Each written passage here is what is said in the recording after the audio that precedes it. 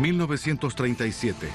El Hindenburg, la máquina voladora más grande del mundo, llega a los Estados Unidos con 97 personas a bordo. Es el fin de un exitoso vuelo transatlántico. Momentos antes de aterrizar, hay un feroz incendio. En solo 34 segundos, la poderosa aeronave queda destruida. Mueren 36 personas. Muchos sufren quemaduras horribles. ¿Pero qué causó ese devastador incendio? Ahora un detective de accidentes de aviación del siglo XXI revisa uno de los más famosos desastres aéreos de la historia. Mediante avanzadas simulaciones de computadora, revelaremos lo que realmente destruyó el Hindenburg. Los desastres no ocurren porque sí, son una cadena de eventos críticos. Revelaremos las claves de los últimos segundos catastróficos. El dirigible Hindenburg. Europa. Alemania. Frankfurt. 3 de mayo de 1937. El LZ-129 Hindenburg, la mayor máquina voladora jamás construida, sale de su hangar. Su destino es Lakehurst, Nueva Jersey. No es un cruce común. Es el lanzamiento del primer vuelo transatlántico programado de la historia. Desde su salida del hangar en marzo de 1936, la aeronave realizó una serie de 62 exitosos vuelos de prueba y publicidad. Construido por la compañía Zeppelin, el Hindenburg mide 245 metros de longitud, como un transatlántico, y tiene la altura de un edificio de 13 pisos. Los 36 pasajeros que abordarán esta noche pasarán su vuelo en la cubierta de pasajeros, cerca del frente de la nave. En su mayoría son importantes hombres de negocios, pero también figura en la lista de pasajeros una de las primeras familias que volaron en el Hindenburg, Hermann y Matilda Dönner, con sus 3 hijos, Irene, Walter y Werner. Esta adinerada familia vive en México, a 11.000 kilómetros de allí, y regresan de unas vacaciones en Alemania, su tierra natal. Para Werner, de 8 años, volar en una aeronave es una experiencia única en la vida. Los dirigibles en general eran el tema del día y eran un modo sofisticado de viajar. Las aeronaves serán los transatlánticos del futuro, pero por ahora son solo patrimonio de los más pudientes. Un pasaje de ida cuesta $400, más de $5.000 en dinero actual.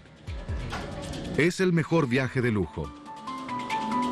Un restaurante que sirve manjares y los vinos más finos. Salas de estar de suntuoso diseño y, por supuesto, vistas espectaculares desde la cubierta de paseo. Irene, hermana de Werner, tiene 14 años. Para ella el viaje es su oportunidad de dejar la niñez y entrar en los sofisticados círculos de adultos. Para ella era algo especial. De alguna manera, creció durante este vuelo, adoptó otro peinado. Y pues ya era una señorita jovencita. En tierra se reúne una multitud para observar el lanzamiento. Para muchos, el solo hecho de ver esta enorme aeronave es una experiencia inolvidable. Al abordar los pasajeros, les confiscan sus encendedores y fósforos y tienen prohibido expresamente salir de los sectores destinados a los pasajeros, con buena razón. La cubierta de la aeronave es de algodón y lino resistentes, impermeabilizados y compactados con una pintura química llamada Duco.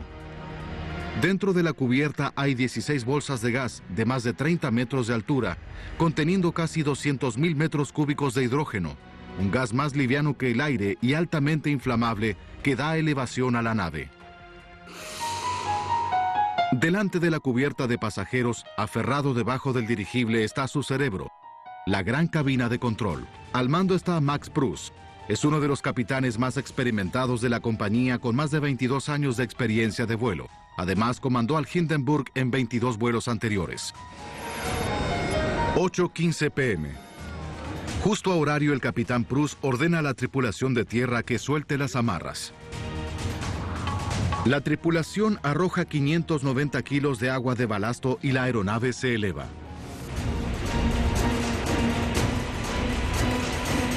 Al llegar a los 60 metros, la tripulación enciende los 4 motores diésel a hélice de 1100 caballos de fuerza.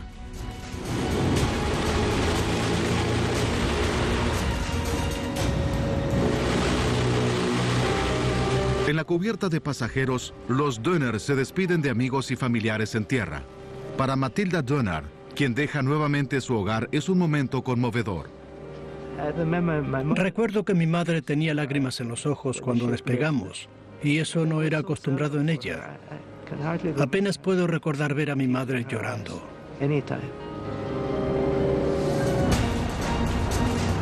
En pocos minutos, el Hindenburg alcanza la velocidad máxima de 125 kilómetros por hora. El viaje de 6.500 kilómetros debería tardar unos 2 días y medio, un poco más de la mitad de lo que tardaría un barco. Su itinerario de vuelo sobrevolará Holanda, bajará por el Canal de la Mancha y cruzará el Atlántico hasta la costa este de los Estados Unidos. La compañía envía a su jefe de operaciones, Ernst Lehmann, para observar este importante vuelo. Lehmann es ferviente adepto al partido gobernante nazi. Está a bordo para asegurar que el Hindenburg viaje a horario. Cualquier demora será una gran vergüenza. Pero como bien sabe Lehmann, el Hindenburg tiene un talón de Aquiles: mal clima. Fuertes vientos pueden desviar la aeronave. También dificultan sus complejas maniobras de aterrizaje. Una tormenta severa hasta podría poner en peligro a la nave. En 1930, el R-101, Orgullo del Imperio Británico, iba en viaje hacia la India. Cayó sobre Francia debido a una fuerte tormenta. El accidente causó la muerte de 48 de los 54 pasajeros a bordo. La tragedia puso fin al programa de aviación británico. Entre 1925 y 1935, la Marina de los Estados Unidos perdió 3 aeronaves debido al mal clima. Para 1937, una sola aeronave llamada Los Ángeles aún queda en servicio. El camarero de vuelo Werner Franz no está preocupado.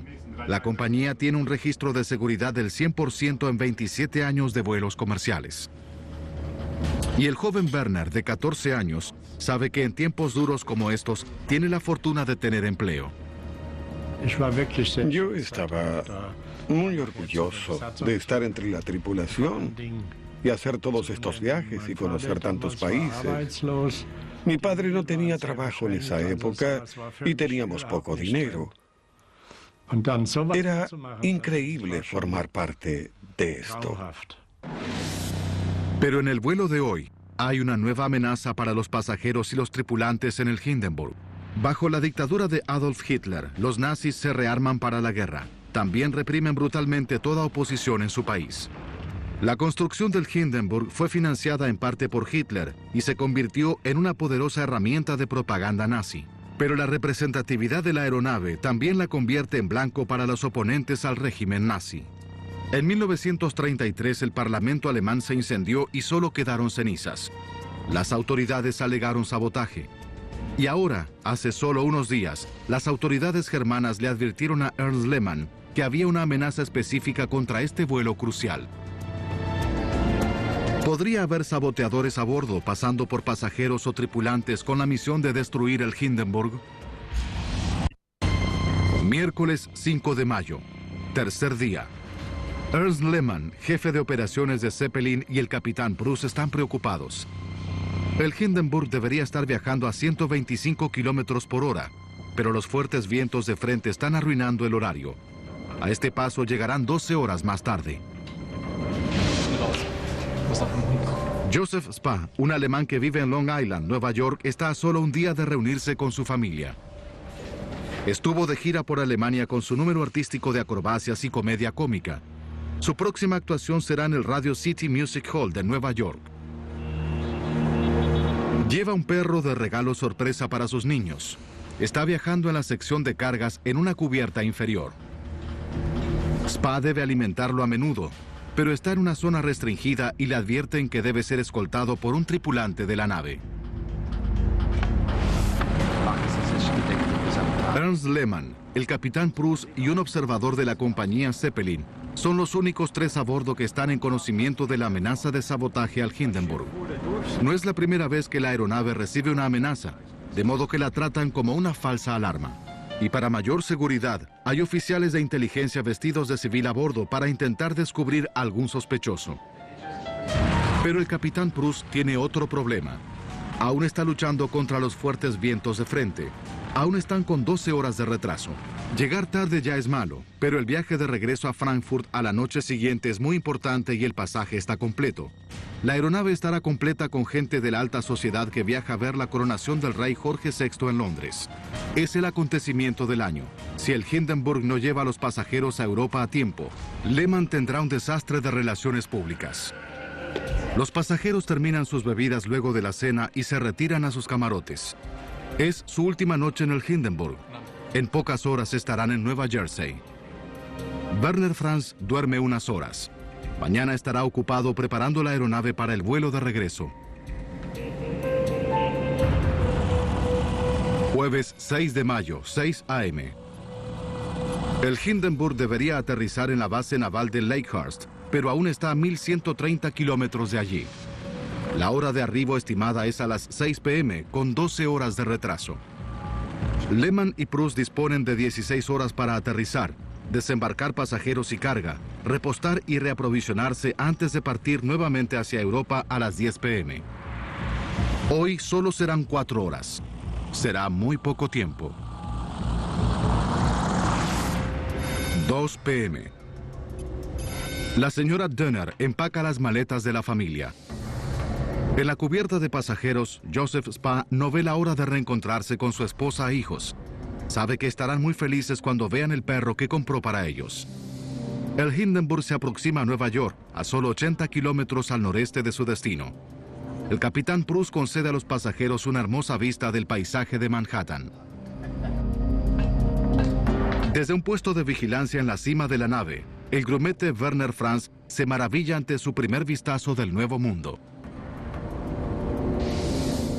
Nos acercábamos a Nueva York y este mar de cemento, la estatua de la libertad, los rascacielos, nunca había visto nada igual. 3 p.m. El Hindenburg aparece entre las nubes sobre el aeródromo de Lakehurst. Charles Rosendahl, comandante de la base, observa la gigantesca aeronave pasando sobre el hangar. Es un veterano comandante con 13 años de experiencia en vuelo y está preocupado. Se está generando una tormenta y ya comienza a soplar el viento. Aterrizar una aeronave es operación delicada que requiere maniobras precisas. Intentar hacerlo con mal clima sería un desastre. Rosendahl contacta por radio al capitán Prus. Le recomienda demorar el aterrizaje hasta que mejoren las condiciones. Envíe este mensaje al Hindenburg. De acuerdo, señor. La única opción de Prus es alejar la nave. Se dirige hacia el sudoeste esperando que amaine el temporal. Prus y Lehmann saben que ya casi no hay esperanzas de realizar la partida de regreso a las 10 p.m. Pero antes, Prus debe aterrizar la aeronave. 5:12 p.m.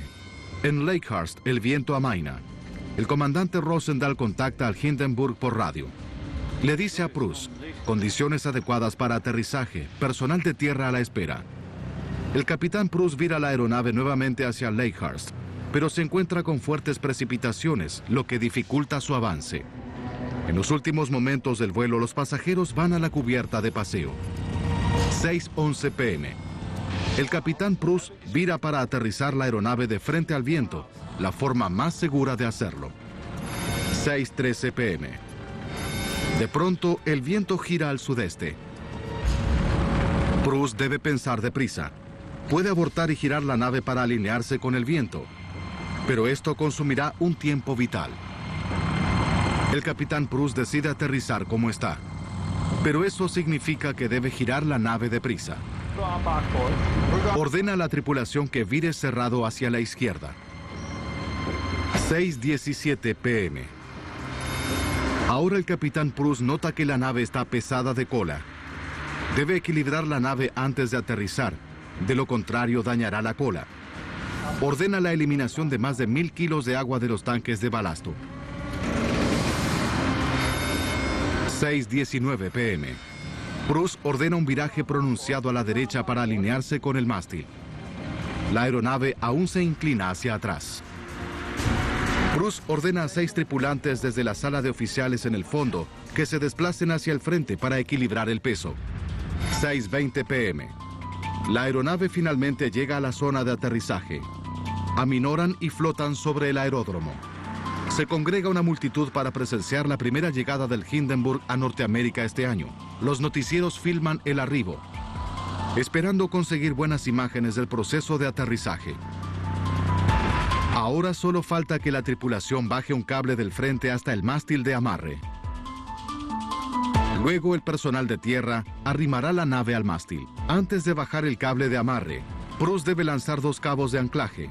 Estos los sostendrá el personal de tierra para evitar que el Hindenburg se desplace. 6:21 p.m. Cae a tierra el primer anclaje, seguido de inmediato por el segundo. 6:25 p.m. De pronto, el gentío en tierra ve llamas alrededor de la aleta estabilizadora. Luego el frente de la nave se levanta.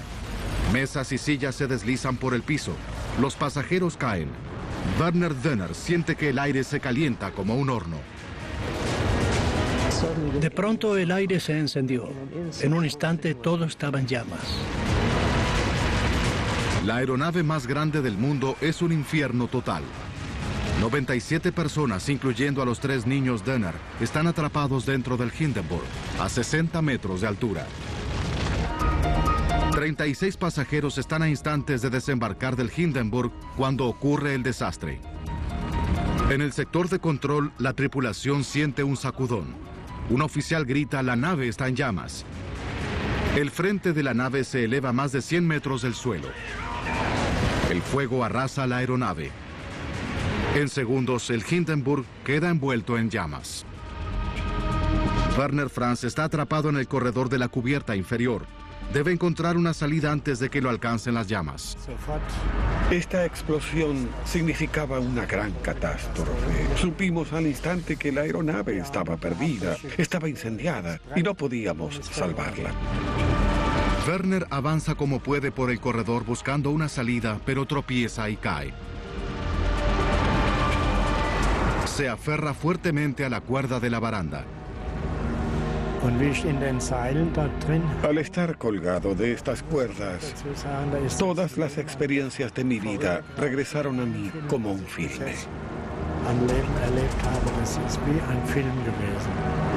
Werner se abre paso a puntapiés por la lona de la planchada. Salta de la nave incendiada cayendo a tierra 5 metros más abajo. Vencido por el terror, corre a los brazos de un compañero tripulante. Perdí el control y comencé a gritar. Pero él me serenó y me dijo: ¿qué sucede? ¿Estás bien? ¿No es así? Contrólate. Ve a ayudar a alguien. Pero Werner está tan aterrado que no puede regresar al infierno. La gente con graves quemaduras pasaba corriendo junto a mí. De ninguna manera regresaría a la aeronave.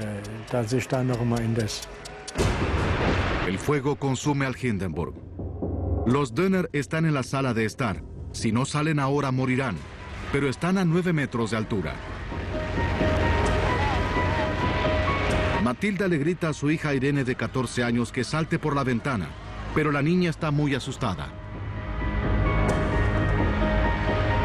La señora Dönner alza a su hijo Werner de 8 años. Intenta lanzarlo por la ventana, pero él cae hacia atrás. Finalmente halla las fuerzas necesarias para alzarlo una vez más. Esta vez tiene éxito y Werner cae a tierra con su hermano. Se vuelve hacia su hija nuevamente pidiéndole que salte. Pero Irene está paralizada por el terror. En cambio, se dirige hacia las llamas en busca de su padre.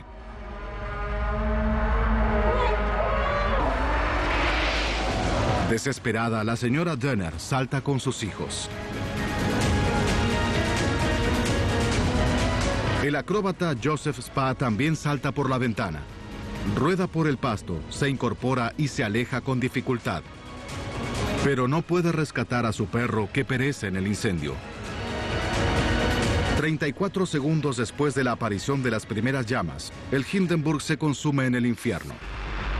Los restos se desploman a tierra, totalmente destruidos. Las ambulancias llevan a los sobrevivientes al hospital. Werner Dönner y su madre resultan gravemente heridos. Su hermano Walter sufre quemaduras menores, pero su padre murió dentro de la nave. Un tripulante rescata a Irene del incendio, pero está al borde de la muerte. Mi hermana estaba tan grave que la llevaron a otro sector del hospital, probablemente a terapia intensiva. Mi madre se quejaba mucho por estar separada de su hija. En la mañana los doctores le llevan la noticia a Matilda Dönner. Su hija Irene murió durante la noche a causa de las quemaduras. Apenas tenía 14 años. Y mi madre estaba muy enfadada con las autoridades del hospital, porque no había podido verla más. Pero tal vez fue lo mejor, porque debía estar en muy malas condiciones. El capitán Prus sobrevive, pero tiene graves quemaduras. Ernst Lehmann está herido de muerte. De las 97 personas a bordo, 29 murieron. Muere un oficial de tierra. Otros 6 mueren en el hospital. ¿Pero qué causó esta tragedia? Los alemanes tienen un 100% de seguridad en sus vuelos comerciales. Y el Hindenburg era una aeronave muy sofisticada. El orgullo del Tercer Reich. Los Estados Unidos y Alemania inician una investigación conjunta. Entrevistan a los pasajeros y tripulantes sobrevivientes. Toman testimonio a más de 90 testigos presenciales. Pero en 1937 hay muy poca tecnología en la cabina para conducir una investigación concluyente del accidente. Y en los 68 años después de la tragedia, aparecieron muchas teorías, algunas muy controvertidas. Aún hay debate sobre la causa real de la destrucción del Hindenburg. Ahora, segundos catastróficos revisa la investigación por la pérdida de la famosa aeronave. Con experimentos forenses y científicos modernos, finalmente resolveremos el misterio. ¿Qué fue lo que comenzó el fuego a bordo del Hindenburg? ¿Pudo ser un acto de sabotaje? ¿Y qué alimentó tanto el fuego para que consuma toda la nave en solo 34 segundos? Una avanzada simulación por computadora nos llevará donde ninguna cámara puede llegar, al corazón de la zona de desastre. Greg Feith es uno de los mejores detectives de accidentes de los Estados Unidos. Tiene 24 años de servicios en la Comisión Nacional de Seguridad del Transporte. De los 24, pasó 8 como jefe del equipo que investiga cada accidente importante en los Estados Unidos. Trabajó en algunos de los accidentes aéreos más complejos y desconcertantes del mundo, y hasta ahora resolvió cada uno de ellos. Pero hay un desastre que siempre quiso explorar. El Hindenburg siempre me intrigó, porque era una magnífica máquina voladora que cayó en el mayor de los desastres, una catástrofe, y nadie realmente tenía idea de cuál había sido la causa. Pero Feith aporta la experiencia de un investigador moderno y su habilidad de forense. Debe mantener la mente abierta a todas las posibles causas del accidente. En cualquier gran explosión de una aeronave moderna, toda la atención se deriva hacia el terrorismo. Cuando hay un incendio durante el vuelo, debemos pensar lo peor. Hay que determinar qué condujo a ese incendio en vuelo. Uno va a lo extremo y lo extremo es el sabotaje. Feith se entera que el Hindenburg recibió muchas amenazas de sabotaje en su año de operaciones. Pero ¿quién querría destruirlo? Rick Citarrosa es vicepresidente de la Sociedad Histórica del Lakehurst y especialista en la época del Hindenburg. Al tornarse cada vez menos popular en el mundo el régimen nazi, debía enfrentar una serie de problemas de seguridad y por esa razón había gran temor de que se produjera un acto de sabotaje contra la aeronave. Greg Feith examina el informe original por si había alguna evidencia de advertencias de sabotaje. Nota que Ernst Lehmann recibió un informe de la inteligencia alemana sobre una amenaza específica. Pero ¿quién tenía motivos? Hitler y su partido nazi tenían muchos enemigos en Alemania. Tenían una política de represión brutal contra los judíos, socialistas, comunistas y escritores opositores. Cualquiera de ellos estaría feliz de ver destruido al Hindenburg. Feith verifica los informes oficiales y encuentra a un pasajero que pudo tener la oportunidad de destruir al Hindenburg. Joseph Spa. Luego del accidente, Spa es investigado intensamente. Vive en Norteamérica con su familia, pero es alemán. Y en los últimos meses había estado viajando por toda Europa. Es justamente el tipo de entorno que hace pensar seriamente a la inteligencia alemana. Según el informe del FBI, Joseph Spa actuó en forma sospechosa. De hecho, Spa accedió a áreas de alta seguridad donde no se permitía la entrada a ningún pasajero, aparentemente a visitar a su perro. El hecho de que Spa sea un acróbata con gran agilidad significa que podía trepar con facilidad por los angostos recovecos del Hindenburg. ¿Pudo Spa haber utilizado a su perro como cortina para plantar una bomba? ¿Era este actor de Music Hall realmente un despiadado terrorista responsable de la destrucción del Hindenburg y la muerte de 36 personas? El investigador de accidentes aéreos Greg Feith está intentando develar uno de los mayores misterios de la aviación. ¿Por qué estalló en llamas el dirigible Hindenburg y se estrelló sobre la base naval Leichhardt en 1937? Muchos de los oficiales y tripulantes del Hindenburg estaban convencidos de que la causa fue sabotaje. Feith quiere saber si la teoría tiene asidero. En el informe encuentra un dato intrigante sobre uno de los pasajeros. El acróbata Joseph Spa se internó en áreas no autorizadas, donde estaban los tanques de combustible en varias ocasiones y solo. Le dijo a la tripulación que estaba atendiendo a su perro. ¿Podría estar buscando un lugar para instalar una bomba? Feith sabe que el FBI investigó a Spa y no pudo encontrar un motivo, pero quiere ver él mismo los movimientos de Spa dentro de la nave, bajo el microscopio. Estudia las imágenes de los noticieros. Lee los informes de testigos. Manifiestan que el fuego comenzó en la parte superior de la nave, junto a la aleta vertical. Para que Spa llegue a ese sector, debía trepar por un pasadizo de 30 metros. Aún con su agilidad de acróbata, le habría llevado varios minutos. Y de algún modo debería evitar ser detectado por los tripulantes que patrullaban el sector. Y si lo descubrían, no podía alegar estar alimentando a su perro cuando éste estaba en el sector de carga, en la zona inferior de la aeronave. ¿Por qué se habría tomado tantos riesgos cuando tenía muchas oportunidades de instalar una bomba aquí, con un efecto igual de destructivo? Feith decide que es demasiado exagerado y descarta a Spa como un potencial saboteador. De modo que si no fue un acto terrorista, ¿qué otra causa pudo incendiar la nave? Los informes conjuntos manifiestan que fue una chispa que encendió la pérdida de hidrógeno, que a su vez consumió a la nave en 34 segundos. El hidrógeno ciertamente parece el culpable más obvio. Es muy inflamable cuando se mezcla con el aire, y el Hindenburg tenía 16 celdas de gas, con un total de 200.000 metros cúbicos de hidrógeno. Pero durante casi 70 años después del accidente, muchos expertos tuvieron dudas de la idea de que el hidrógeno haya sido el verdadero acelerador del fuego. Los alemanes eran conscientes del peligro del hidrógeno, de modo que tomaron todas las precauciones posibles. Confiscaban todos los encendedores y fósforos al comienzo de cada viaje como precaución contra incendios, y el hidrógeno solo se enciende al mezclarse con el aire. Feith concentra su atención sobre una teoría reciente. Algunos expertos dicen que hubo una pérdida de diésel oil que se encendió y que luego lo siguió el hidrógeno al extenderse el fuego. Feith estudia los planos del Hindenburg. Hay 88.000 litros de diésel oil en los tanques que están bajo la nave. Las líneas de combustible van desde los tanques hasta los 4 motores exteriores. ¿Pudo haber una pérdida de combustible en uno de estos tubos? Revisando la historia de vuelos del Hindenburg, se encuentra con la declaración de un observador americano. Harold Dick, ingeniero que trabajaba en la compañía de aviación norteamericana Goodyear, asistió invitado por los alemanes a los vuelos de prueba en 1936. En uno de los vuelos notó un fuerte olor a combustible en la quilla, al fondo de la nave. Greg Feith lee que en un vuelo posterior, Dick nota que las líneas principales de combustible no parecen muy herméticas. La pérdida de combustible atrae la atención de Feith, pero necesita saber qué pudo encender esa pérdida de combustible, si es que la hubo. La causa más probable sería un cortocircuito en los cables, creando una chispa. Pero Feith no está convencido de que una chispa pueda encender el diésel oil.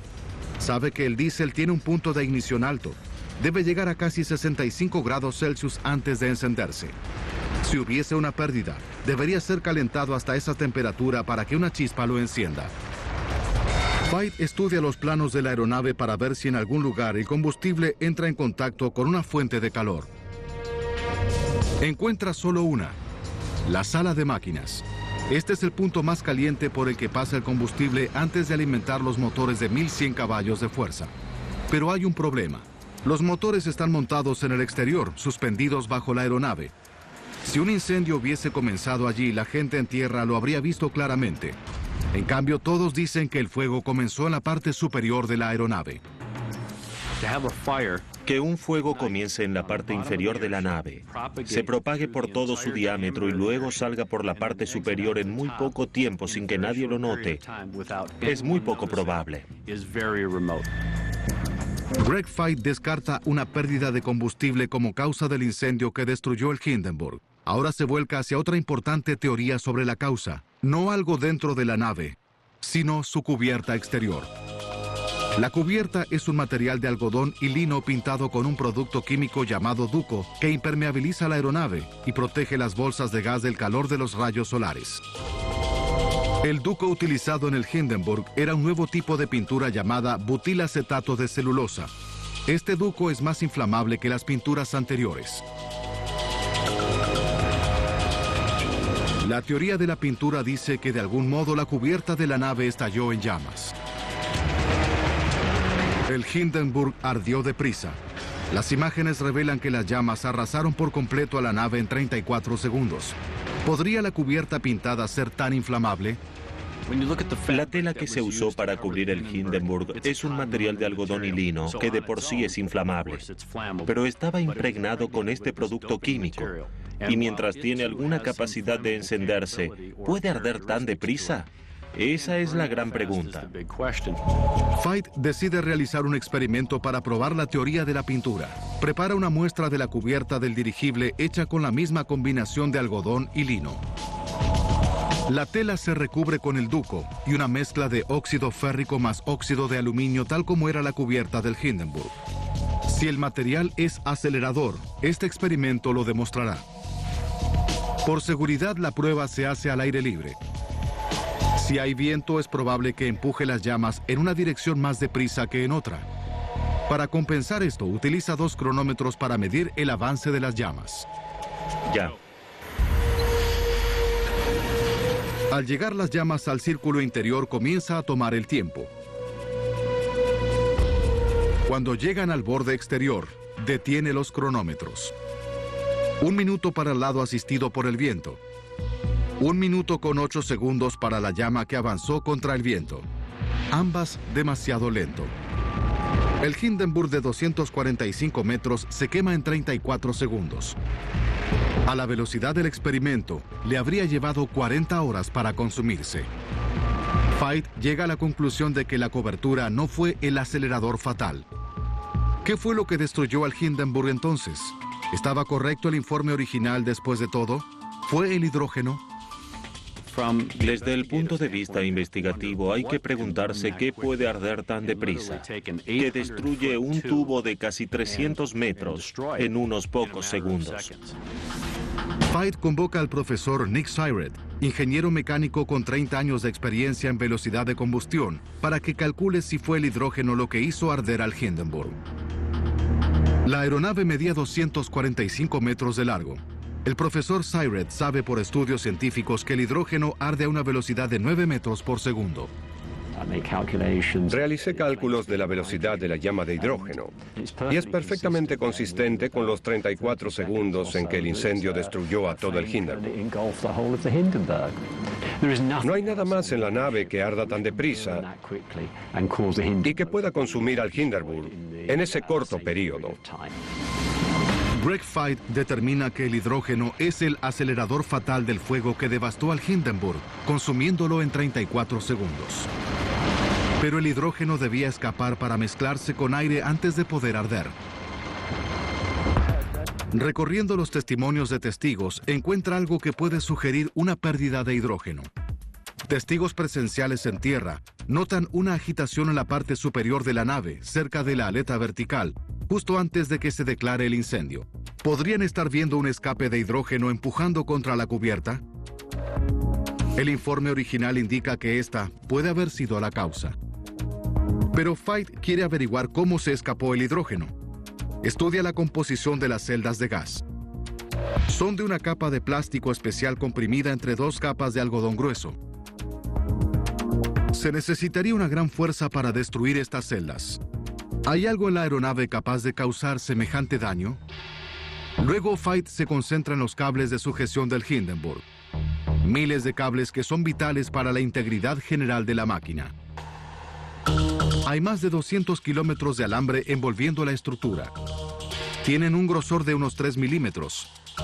Son de acero, similar a las cuerdas de un piano, con una tensión máxima de 450 kilos. ¿Es posible que se corte uno de esos cables? Revisa los registros de mantenimiento y nota que algunos cables de aeronaves sufrieron roturas anteriormente. Examina el viaje final del Hindenburg para ver si hubo algo que pudo someter a la estructura de la nave a un gran esfuerzo. Primero revisa las condiciones climáticas. La nave tuvo fuertes vientos de frente durante todo su cruce del Atlántico, pero según la bitácora de vuelo, había tenido peores condiciones en otras oportunidades. Pero analizando los últimos momentos del vuelo, Veit encuentra una pista esencial. Justo antes del fuego, el Hindenburg hace su acercamiento final. De pronto el viento cambia de dirección y el capitán Prus ordena un viraje cerrado hacia la izquierda. Finalmente Prus ordena otro viraje cerrado, esta vez hacia la derecha, para alinearse con el mástil de amarre. ¿Podrían estos virajes cortar un cable de sujeción?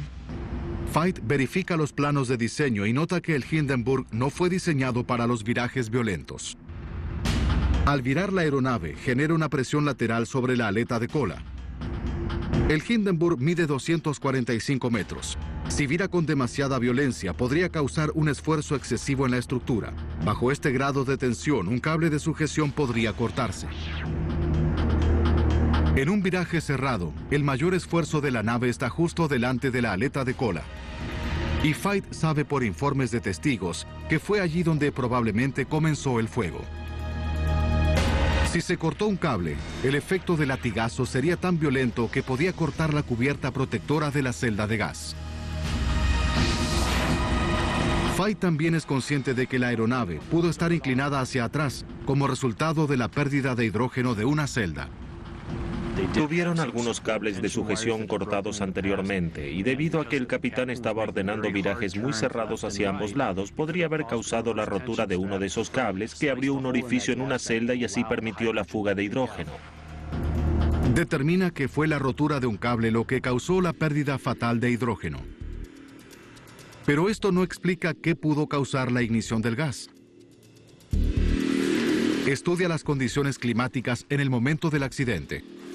El informe manifiesta que caía una leve llovizna sobre el aeródromo. Hubo una tormenta eléctrica justo antes. Aún se veían relámpagos hacia el sur del Lake Hurst. Aunque nadie vio caer un rayo sobre la aeronave, estas condiciones crean una atmósfera con gran carga eléctrica. ¿Pudo esta situación causar la chispa fatal? En aquella época se sabía que el roce de una aeronave con el aire produce miles de voltios de carga estática, igual que un globo frotado contra un suéter. El efecto se acrecienta en condiciones tormentosas. Mientras permanece flotando, la nave no está en peligro, ya que toda la máquina, el esqueleto de aluminio y la cubierta tienen el mismo nivel de carga eléctrica. Pero eso cambia cuando una parte de la nave toca tierra y Veit lo ve en las imágenes filmadas, exactamente como sucedió. En la etapa final del aterrizaje, la tripulación lanza los primeros cabos de amarre. La lluvia moja los cabos, y al mojarse, la carga de la estructura metálica rápidamente fluye por estos a tierra. De inmediato, el voltaje en la superficie de la nave cae a cero. Pero la cobertura de la nave es de algodón y lino, que no son buenos conductores eléctricos y permanecen con alto voltaje. Condición perfecta para generar una chispa entre la cobertura y la estructura.